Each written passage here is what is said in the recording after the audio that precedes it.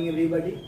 देखिए अभी जो हम लोग पढ़ने वाले हैं वो इलेक्ट्रिक फील्ड। इसके बारे में पिछले क्लास में हम आपको बता दिए थे कि इलेक्ट्रिक फील्ड क्या होता है, ठीक है। तो अभी जो हम लोग देखेंगे वो इलेक्ट्रिक फील्ड के बारे में, तो वो क्या है और इसका हम लोग कैसे यूज करते हैं उसके बारे में थोड़ा सा हम फिर से डिस्कस कर देते हैं छोटा सा, ताकि आपको जो पिछले वीडियो में हम पढ़ाए हैं वो आपको समझ में आ जाए। देखिए इलेक्ट्रिक फील्ड जो है वो किसी पार्टिकुलर चार्ज, जैसे पहले क्या था, दो चार्ज, हम जो पहले जो पढ़ा है इलेक्ट्रोस्टैटिक्स कोर्स में, वो दो चार्ज लेते थे, Q1 और Q2, या Q सेम चार्ज होता है या डिफरेंट चार्ज होता है।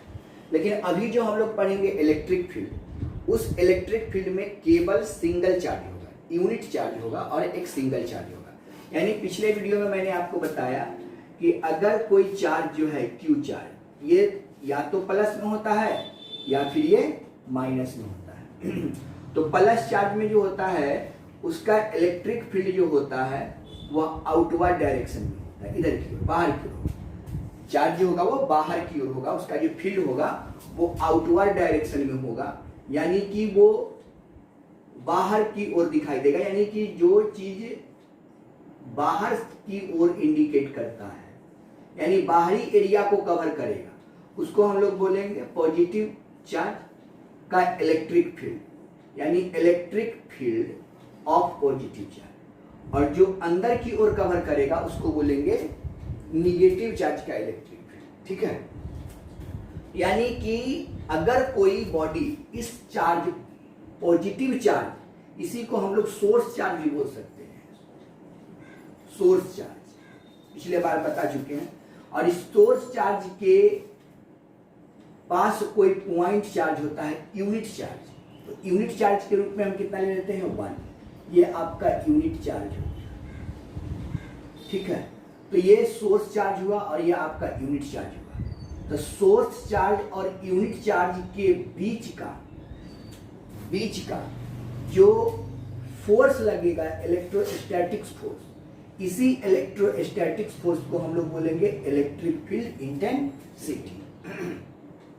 इसको बोलेंगे इलेक्ट्रिक फील्ड इंटेंसिटी।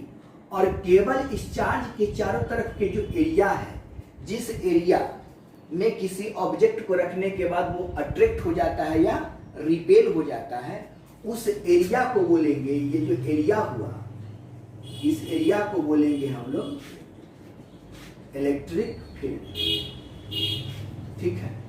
तो कहने का मतलब ये हुआ कि चार्ज के चारों तरफ के जो एरिया है उस एरिया को बोलेंगे इलेक्ट्रिक फील्ड।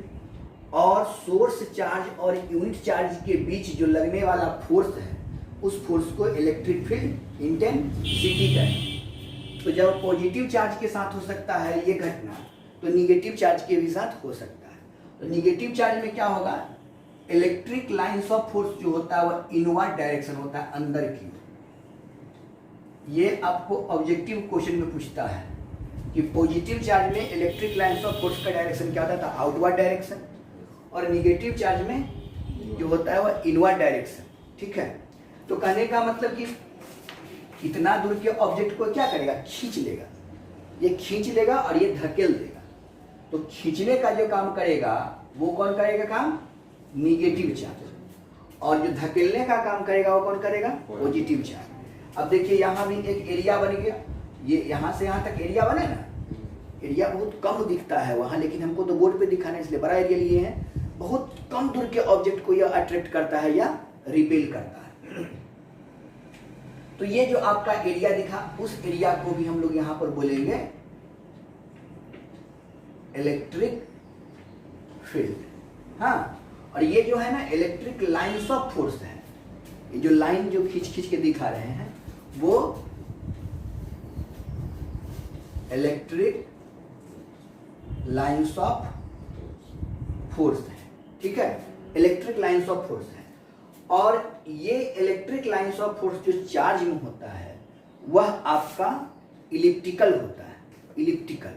यानी कि अगर कोई चार्ज हम ले लेते हैं, अब यहाँ पर हम बताए थे कि एक पॉजिटिव चार्ज ले लो और दूसरा निगेटिव चार्ज ले लो, या निगेटिव चार्ज ले लो, और इस दोनों चार्ज में जो इलेक्ट्रिक लाइंस ऑफ फोर्स निकलेगा, पॉजिटिव से निगेटिव की ओर जो जाएगा, पॉजिटिव से निगेटिव की ओर जाएगा, तो वो कैसा फॉर्मेट बनाएगा? इलिप्टिकल फॉर्म बनाएगा इस तरीके से। ये आपका जो हुआ, ये जो हुआ आपका क्या हुआ? इलिप्टिकल। ये शेप जो दिख रहा है ना, इलिप्टिकल। तो आपसे पूछेगा कि चार्ज में जो लाइंस ऑफ फोर्स का शेप होता है वो कैसा होता है? इलिप्टिकल, ठीक है। और मैग्नेट में कैसा होता है? एस्फेरिकल। मैग्नेट में एस्फेरिकल हो जाएगा क्योंकि उसमें भी नॉर्थ पोल साउथ पोल होता है, और इसमें भी ये पॉजिटिव और निगेटिव है, यानी कि इसमें कैसा बन जाएगा? इलिप्टिकल बन जाएगा। ये ध्यान में रखना पड़ेगा। ये भी यहाँ से ऑब्जेक्टिव क्वेश्चन बन गया। अब देखिए इलेक्ट्रिक लाइंस ऑफ फोर्स, देखिए पॉजिटिव से हम क्या बोले? निकलता है। लाइंस ऑफ फोर्स पॉजिटिव से निकलता है, निकल रहा है ना पॉजिटिव से। पॉजिटिव से क्या कर रहा है? निकल रहा है। और निगेटिव में आके क्या होता है? एंट्री मार देता है। देखिए ये पॉजिटिव से लाइंस ऑफ फोर्स गया और इसके साथ आएगा तो क्या करेगा? खींच लेगा। यानी इसीलिए पॉजिटिव से निगेटिव की ओर जाता है। यानी electric lines of force always moves towards the positive charge to negative charge, positive charge to negative charge. ये भी एक ऑब्जेक्टिव क्वेश्चन बनता है। अब कहने का मतलब कि हमको जो इलेक्ट्रिक फील्ड इंटेंसिटी हमने बताया है, इलेक्ट्रिक फील्ड इंटेंसिटी को ई से डिनोट करते हैं, और इसकी जो क्षमता है कि कितनी क्षमता से वो किसी ऑब्जेक्ट को खींचता है, स्ट्रेंथ जिसको हम लोग बोलते हैं, स्ट्रेंथ। तो उस स्ट्रेंथ यानी कि किसी चार्ज का जो यूनिट चार्ज के बीच जो स्ट्रेंथ होता है उसी को हम लोग इलेक्ट्रिक फील्ड इंटेंसिटी बोलेंगे। और उस इलेक्ट्रिक फील्ड इंटेंसिटी के फार्मूला हम बता चुके हैं पिछले वीडियो में, आप देख लेंगे समझ में आ जाएगा। इलेक्ट्रिक फील्ड इंटेंसिटी के लिए फार्मूला हम बताए हैं 1/4 एप्सिलॉन नॉट इनटू Q/r²। ठीक है, तो ये हो गया। अब यहाँ पर इलेक्ट्रिक फील्ड इंटेंसिटी तो ये देख ले। अब ये किसमें है से बताइए? ये इलेक्ट्रिक फील्ड इंटेंसिटी कहाँ है? एयर में। अगर इसी को हम दूसरे मीडियम में डाल दें, वाटर में या कहीं भी, तो इसका तो बदल जाएगा इलेक्ट्रिक फील्ड इंटेंसिटी। तो अगर इसको एयर को छोड़ के अगर हमसे पूछ दिया जाए कि electric field intensity in any other medium, तो घबराने की जरूरत नहीं। Electric field intensity in medium कर दीजिएगा और यहाँ पर formula 1/4 epsilon naught into epsilon r कर दीजिए और इंटू Q/r² कर दीजिए। तो ये मीडियम का हो गया, ठीक है। ये आपका मीडियम का हो गया और ये आपका एयर का हो गया। तो एयर के लिए ये कर देंगे और मीडियम का ये कर देंगे, ठीक है।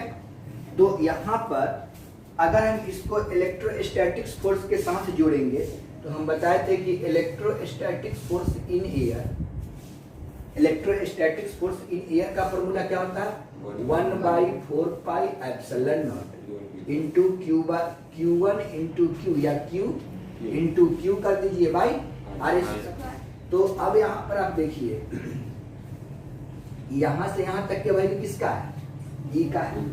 तो इलेक्ट्रोस्टैटिक्स फोर्स इन E क्या है? Electric field intensity in air है ना। ये तो एयर का फॉर्मूला है, वो क्यों बच रहा है? तो FA equal to EA into Q।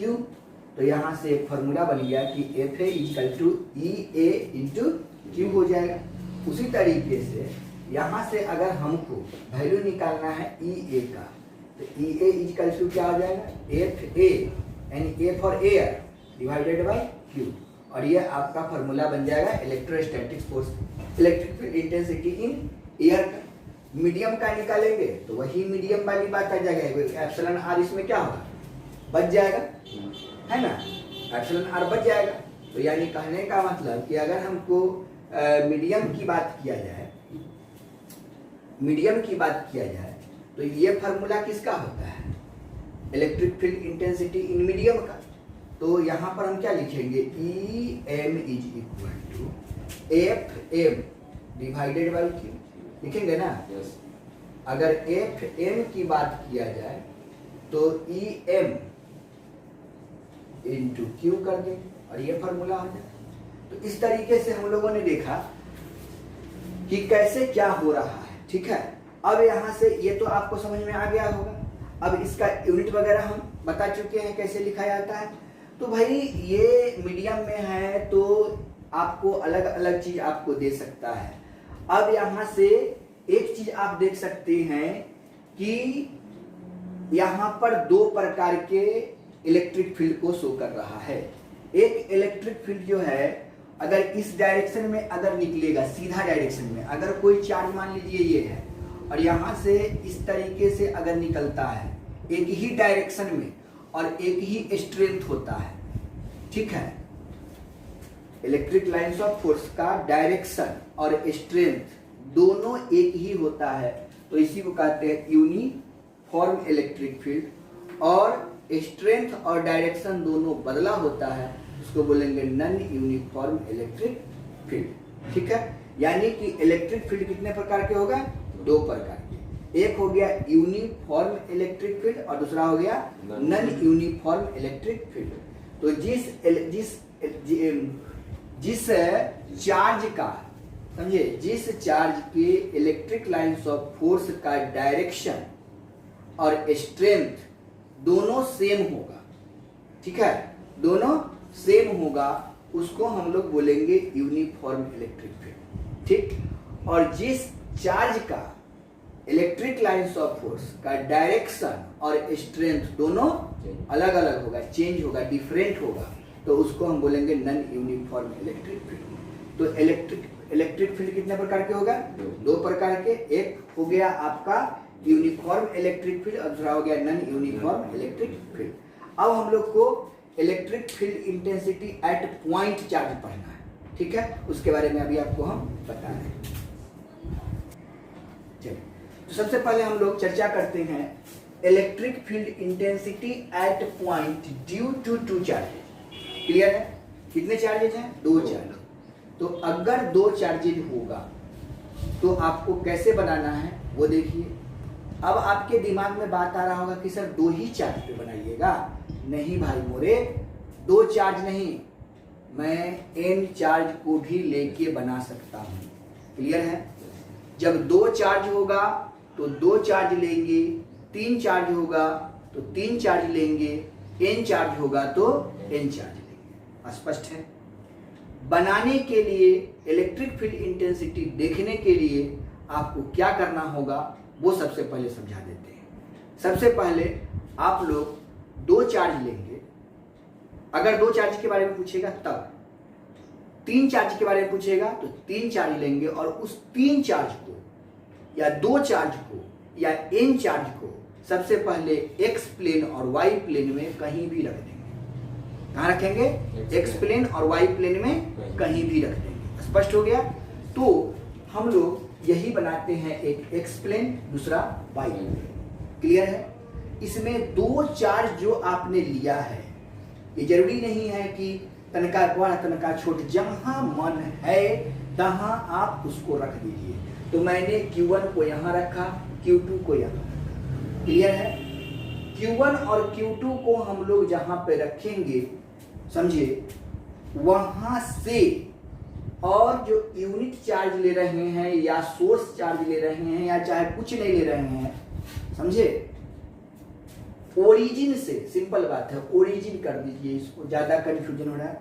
Origin से चार्ज के बीच के डिस्टेंस को मेजरमेंट कर लेंगे। कहां से करेंगे? ओरिजिन से। तो ओरिजिन से Q1 के बीच के डिस्टेंस R1, ओरिजिन से Q2 के बीच के डिस्टेंस R2। ये दो चार्ज लेना पड़ेगा और अपना मन से एक चार्ज और बढ़ाना होगा। पूछिएगा क्यों सर? क्योंकि इलेक्ट्रोस्टैटिक्स फोर्स से इलेक्ट्रिक फील्ड इंटेंसिटी निकाला जाता है। क्लियर? तो हम लोग ले लिए Q0।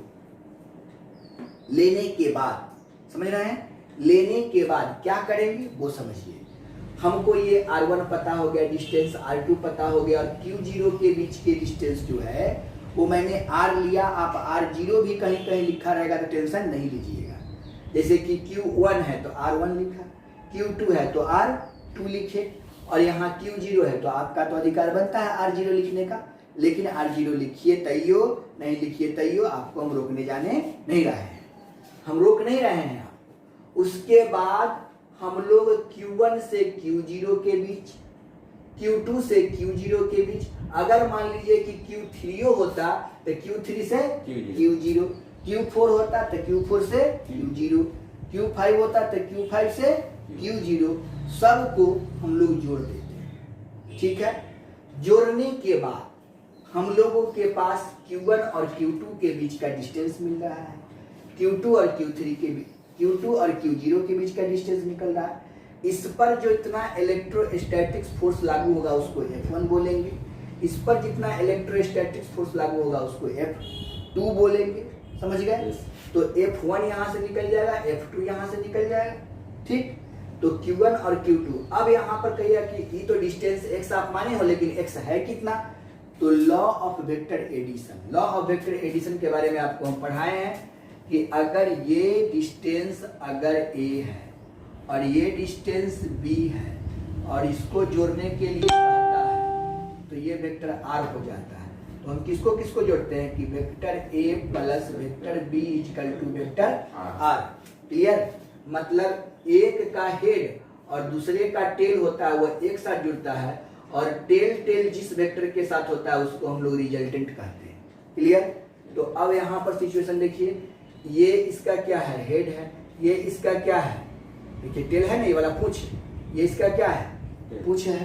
तो इसको इसके साथ जोड़ेंगे तो देखिए R1 में x को जोड़ दिए हैं, देखिए हेड टू हेड जुड़ा हुआ है, इसलिए इसका ही क्या हुआ? रिजल्टेंट हो गया, इसलिए वेक्टर r कर दिए।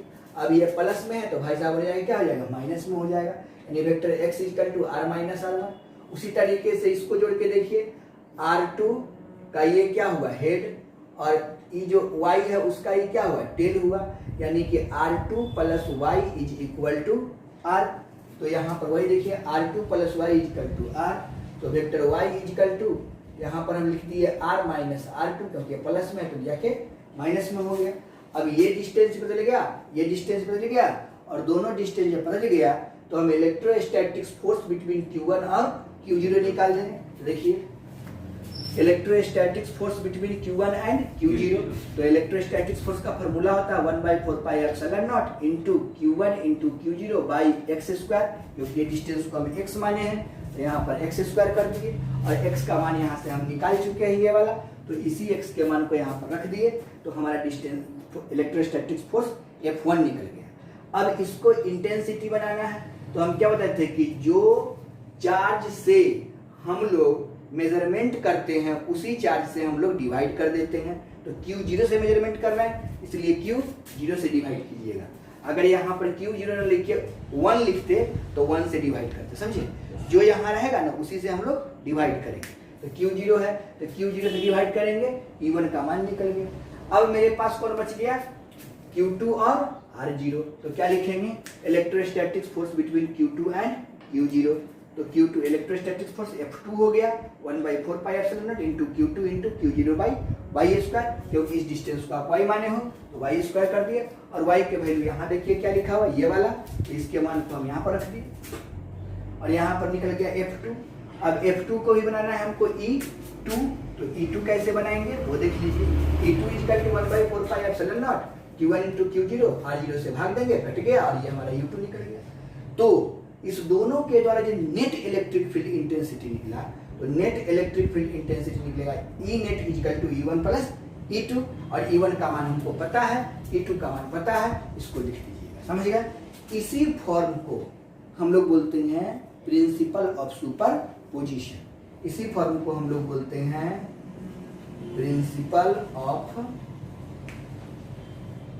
सुपरपोजिशन फॉर्म, है ना? प्रिंसिपल ऑफ सुपरपोजिशन फॉर्म किसका? तो इलेक्ट्रिक फील्ड इंटेंसिटी का। तो ये बन गया principal of superposition form of electric field intensity. दुगो को जोड़ेंगे, तो इसके आधार पर अगर यहाँ पे बात आ गई कि अगर हम दुगो को जोड़ते तो ऐसा हुआ सर, इसमें 3 को भी जोड़ के देख सकते हैं, 4 को भी जोड़ के देख सकते हैं, n को भी जोड़ के देख सकते हैं, तो क्या बनेगा उसको हम 1 मिनट में आपको समझा देते हैं। चलिए अब यहाँ पर देखिए कि अगर हमको यहाँ तो F1 और F2 के बाद तो इसका आप पूछ सकते हैं कि एफ नेट भी आप लिख सकते हैं सर, बिल्कुल लिख सकते हैं। जब ई नेट हम लिख सकते हैं तो एफ नेट क्यों नहीं लिख सकते हैं? इसको हम एफ नेट जब लिखेंगे तो क्या लिखेंगे? F1 plus F2। तो ये हो जाएगा क्या? एफ नेट हो जाएगा। और ये किस क्या लिखेंगे? इसको क्या लिखेंगे? सुपरपोजिशन फॉर्म या प्रिंसिपल ऑफ सुपरपोजिशन, है ना? इलेक्ट्रिक फील्ड नहीं, इलेक्ट्रोस्टैटिक्स फोर्स, ठीक है।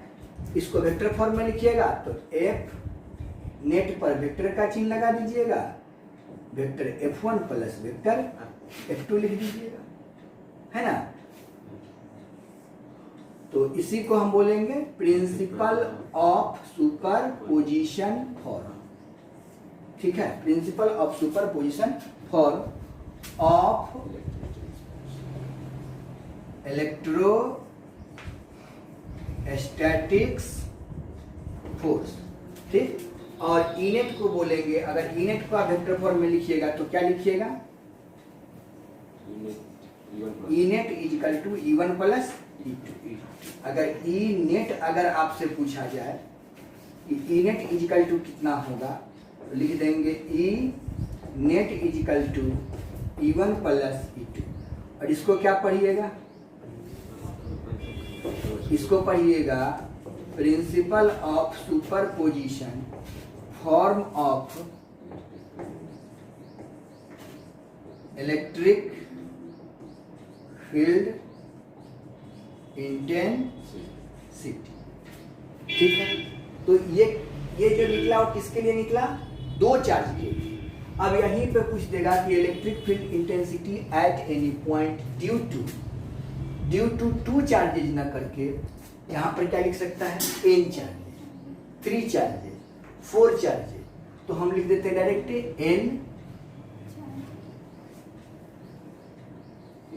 n charges, clear? तो n चार्जेज के लिए क्या फॉर्मूला होगा आप लोग जरा सोच के बताइए, और नहीं तो हम तो आपको सोचवा ही देंगे जबरदस्ती। नहीं, अब देखिए कि n चार्जेज अगर हो गया तो बेटा ये डिस्टेंस तो अगर Q1 है, ये Q2 है, समझ में आ रहा है? yes. अगर ये डिस्टेंस हम ले लेते हैं यहाँ पे Q3, ठीक, क्योंकि जोड़ने में हमको सहूलियत होगा ना, इसको ऐसे जोड़ेंगे और Q3 Q3, ये चार्ज कौन हो गया? Q3 हो गया, है ना?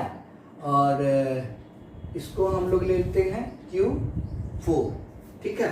तो ये डिस्टेंस देखिए, तो Q3 है तो ये वाला क्या लिखिएगा? R3, ये वाला क्या लिखिएगा? R4। तो और इसको अगर हम लोग मानते हैं डॉट कर देते हैं, है ना? और इसको Qn मान लेते हैं तो ये डिस्टेंस कितना होगा बताइए? Rn हो जाएगा। हो जाएगा कि नहीं हो जाएगा? अब इसको जोड़ेंगे, इसके साथ इसको जोड़ेंगे, इसके साथ इसको जोड़ेंगे, इसके साथ इसको भी जोड़ेंगे, इसके साथ सबको जोड़ दिए, ठीक। तो अब बताइए, सोचने वाली बात है, सबको कहाँ से जोड़े हैं? Q0 से जोड़े हैं, Q0 से जोड़े हैं। तो जरा बताइए कि Q0 से आप जोड़ दिए हैं तो आप क्या लिखेंगे? अगर एफ नेट की बात होगा तो क्या लिखिएगा? सोचिए, एफ नेट को लिखिएगा, यहाँ पर n चार्जेज आ गया तो एफ नेट क्या होगा भाई बताओ? F1 plus F2 plus F3 dot dot F1 plus F2 plus F3 dot dot dot Fn होगा? Yes sir. होगा? नहीं होगा? नहीं समझे? अरे बेटा, जब दो गो को जोड़ते थे Q1 और Q2 को, तो यहाँ पर क्या लिखते थे? F1 और F2, क्लियर? 3 गो को जोड़ेंगे तो F1 plus F2 plus F3 लिखेंगे, ठीक है। जब n चार्ज इसमें आ गया, n चार्ज आ गया, जब 2 चार्ज तो F1 प्लस F2, 3 चार्ज तो क्या लिखेंगे? F1 plus F2 plus F3, 4 charge तो F1 plus F2 plus F3 plus F4, तो n charge F1 plus F2 plus F3 dot dot dot Fn। इसी को बनाना क्या है? Electric field intensity. तो बताइए क्या लिखेंगे इलेक्ट्रिक फील्ड इंटेंसिटी के बारे में? ई नेट लिखाएगा, क्या लिखेंगे? E1 very good, E1 plus E2 plus E2 plus E3 plus dot dot कहाँ तक E8 EN। और यही फार्मूला लिखा रहता है बड़ा सा, और हम लोग उसको समझ नहीं पाते हैं क्या लिखा हुआ है। क्लियर हो गया? तो F नेट भी पता चल गया और E नेट भी पता चल गया, और इसी को हम लोग प्रिंसिपल ऑफ सुपरपोजिशन फॉर्म बोलते हैं। तो अगर आपसे पूछता है कि डेराइव या डिस्क्राइब, है ना, principal of superposition form of electrostatic force या इलेक्ट्रिक फील्ड इंटेंसिटी, तो क्या करेंगे? सबसे पहले ये डायग्राम बना लेंगे। 2 चार्जेस पूछ सकता है, 3 चार्जेस पूछ सकता है, n चार्जेस पूछ सकता है। तो प्रिंसिपल ऑफ सुपरपोजिशन जब बनाइएगा तो आपको n चार्ज लेके ही बनाइएगा, ठीक? कहीं भी कैसे भी Q1 Q2 Q3 Q4 Q5 जैसे तैसे आपको बनाना है, खींच लीजिए। 4-5 को खींच के एगो n वाला कर दीजिए, और सबको कहाँ जोड़ना है? Q1 प्लस Q0, Q1 से Q2 से Q3 से Q4 से Q5 से Qn से। क्लियर? कोई दिक्कत? अगर Q1 होगा, कंसेप्ट सीख लीजिए, ट्रिक। Q1 होगा तो उसके डिस्टेंस को क्या मानेंगे? R1। Q2 होगा तो क्या मानेंगे? Q3 होगा तो क्या मानेंगे? स्पष्ट है? Q1 और Q0 के बीच के डिस्टेंस क्या होगा? आप देखो यहाँ एक कंसेप्ट सीखना है, R माइनस R1। अरे सर ये तो बड़ा इजी हो गया, बहुत इजी हो गया। नहीं हो गया कि सर अगर Q1 से Q0 तो क्या लिखेंगे? R minus R1। Q2 से Q0 तो क्या लिखेंगे? R minus R2। Q3 से Q0 क्या लिखेंगे? R minus R3। नहीं, Q4 से Q0 लिखेंगे तो क्या लिखेंगे? R minus R4। स्पष्ट है? तो अब मुझे बताइए कि आराम से हम घटा के, यानी कि सबके बीच का डिस्टेंस भी निकाल लिए। नहीं, अब उसके इलेक्ट्रोस्टैटिक्स फोर्स पहले निकाले, उसको निकाल देंगे, ज्यादा तो निकालना नहीं।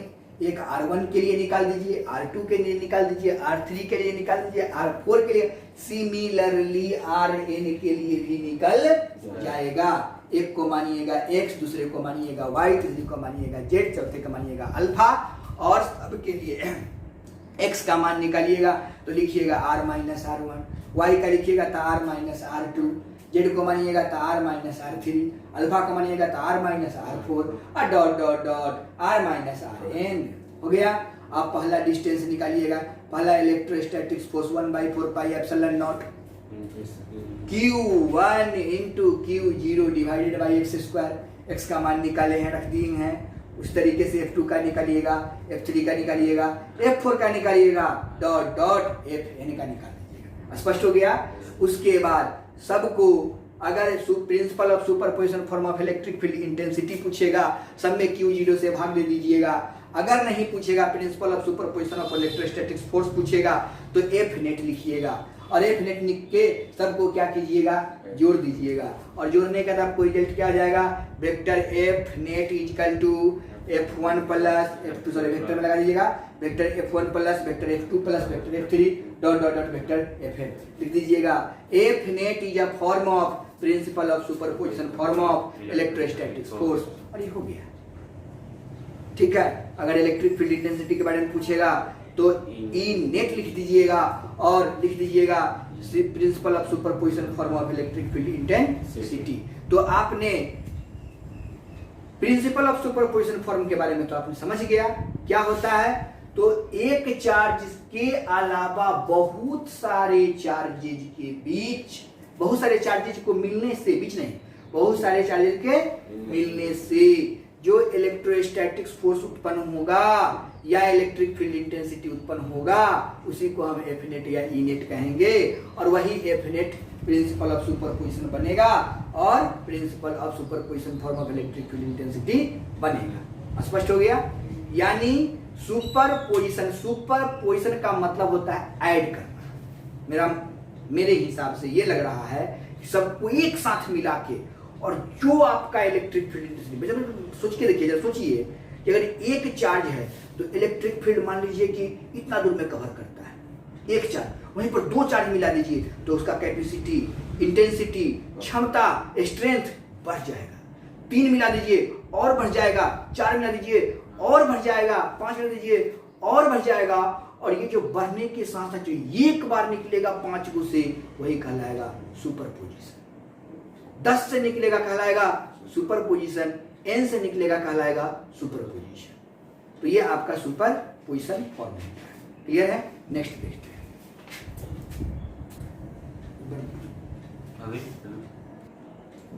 चलिए तो देखते हैं नए टॉपिक के साथ। वो तो आपका समाप्त हो गया। अब हम लोग देखते हैं electric field intensity due to continuous distribution of charge. तो आपको पता है कि डिस्ट्रीब्यूशन ऑफ चार्ज को 3 भागों में बांटा गया। डिस्ट्रीब्यूशन ऑफ चार्ज को डिस्ट्रीब्यूशन ऑफ चार्ज को 3 भागों में आपने बांट दिया। चलिए फटाफट मैं लिख 3 भागों में बांट दिया और 3 भाग को बांट के मैं तीनों का काम समाप्त कर देता हूं। 3 भागों में बांटा गया। पहला linear distribution of charge, linear distribution of charge, जिसको डिनोट किया गया किससे सर? लेमडा से। ठीक, जो पिछले वीडियो में आप देख लेंगे, समझ में आ जाएगा। दूसरा है सरफेस डिस्ट्रीब्यूशन ऑफ चार्ज, और तीसरा है volume distribution of charge, volume distribution of charge. ठीक है, हम लोग पहले एक की बात करते हैं, और इसके चलते जो इलेक्ट्रिक फील्ड इंटेंसिटी उत्पन्न होगा उसका नाम क्या होगा? तो ये डिस्ट्रीब्यूशन ऑफ चार्ज को यहीं से हमने लिखा है इलेक्ट्रिक फील्ड इंटेंसिटी, तो यहां पर भी लिखाएगा electric field intensity due to continuous. तो कंटिन्यूअस में तो ये 3 को आया, तो क्या लिखेंगे? इलेक्ट्रिक फील्ड इंटेंसिटी क्या लिखाएगा? ड्यू टू, बोलिए, due to linear distribution of charge. स्पष्ट है? Due to linear distribution of charge, यानी इससे हमको इलेक्ट्रिक फील्ड निकालना है। तो बताइए फिर यहां से भी क्या बन जाएगा? इलेक्ट्रिक फील्ड इंटेंसिटी, इसको क्या लिखेंगे? बोलिए,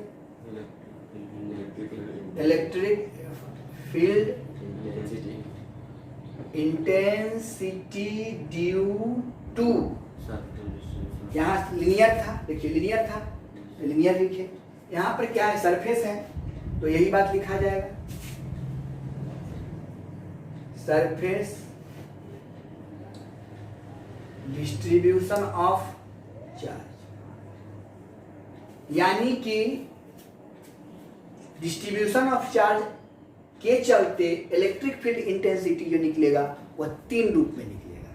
पहला लीनियर के रूप में, दूसरा सरफेस के रूप में, और तीसरा वॉल्यूम के रूप में।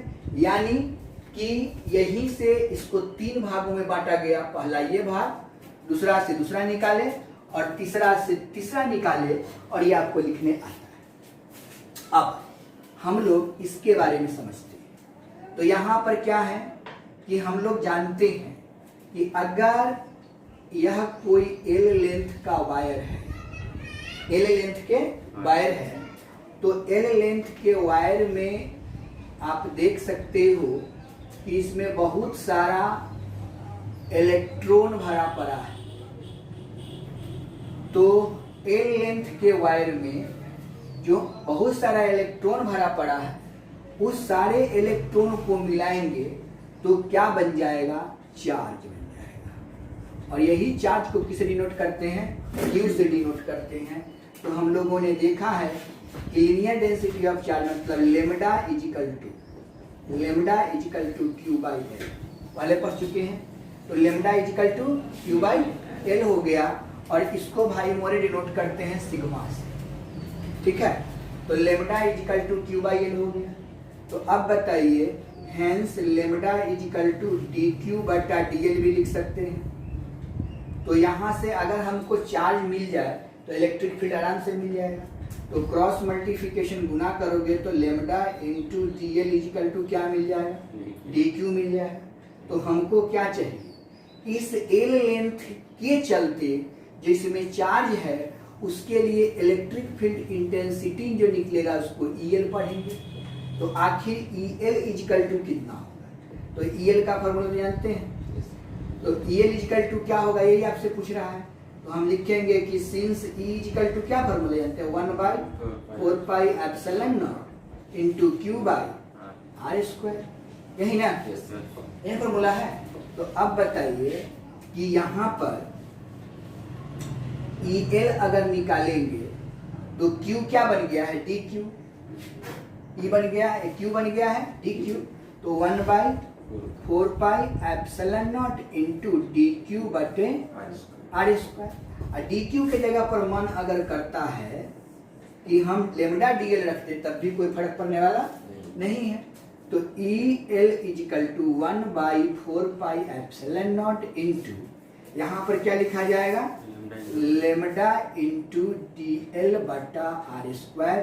और यही आपका निकल गया क्या, electric field intensity due to linear distribution of charge का ये फार्मूला बन गया। स्पष्ट है।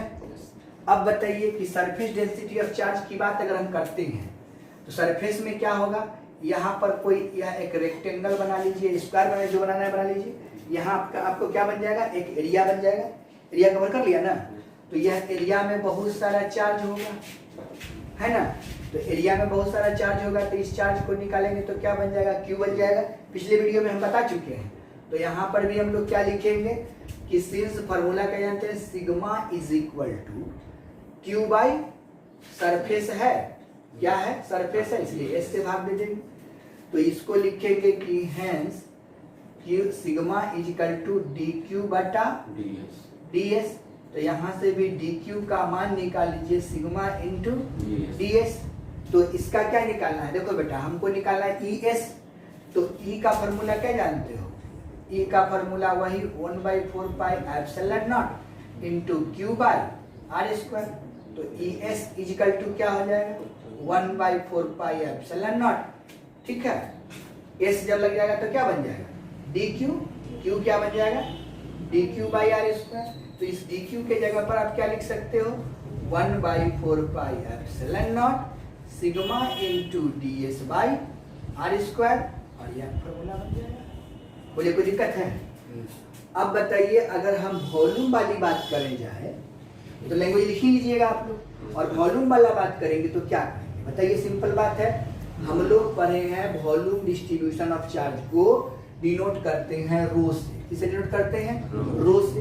तो क्या लिखेंगे बाबू, रो इज इक्वल टू, देखिए जब लेंथ था तो किससे भाग देते थे, कितने गया एल से भाग देते थे।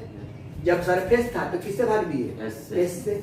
और यहाँ पर क्या है, वॉल्यूम, तो किससे भाग देंगे, भी से। तो क्या लिखेंगे, क्यू बाई भी। क्लियर। अब इसी को हम लिखेंगे रो इजिकल टू डी क्यू बटा डी क्यू बटा डी भी। यहाँ से हम डी क्यू का मान निकालेंगे तो रो इंटू क्या लिखेंगे, डी भी। तो अब बताइए, अब मुझे ज्यादा समझाने की जरूरत नहीं है। जब एल था तो क्या लिखते थे, ई एल। एस था तो क्या लिखते थे, और भी है तो क्या लिखेंगे, ई भी। तो लिखेंगे कि हेंस ई भी इज इक्वल टू, ई भी is equal to 1/4 pi epsilon naught, क्या लिखेंगे, D Q by R square. और इसी को दूसरे स्टाइल में क्या लिख सकते हैं, 1/4 pi epsilon not D Q के जगह पर रो इंटू डी भी बटा आर स्क्वायर। क्या कोई कष्ट है, है, और ये तीनों आपका डिस्ट्रीब्यूशन। तो ये टॉपिक आपका कंप्लीट हो गया। अब हम लोग नेक्स्ट टॉपिक की तरफ बढ़ते हैं और इसको भी देखते हैं। चलिए, तो ये टॉपिक क्लियर हो गया, कोई कन्फ्यूजन है? नहीं। चलिए, इसको अब हम लोग नेक्स्ट देखते हैं।